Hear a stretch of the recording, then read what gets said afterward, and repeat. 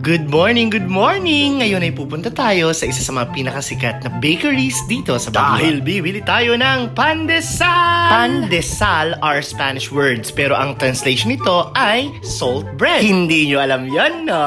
Literal nga na salt bread ang translation nito sa English or inasinang tinapay. Because pandesal is made of flour, yeast, sugar, oil, and salt. Yes, you heard it right. Salt. Talagang may asin ito. Ang bakery nga ito ay dinudumog any time of the day. Napakaraming taong bumibili dahil napakasarap ng kanilang pandesal.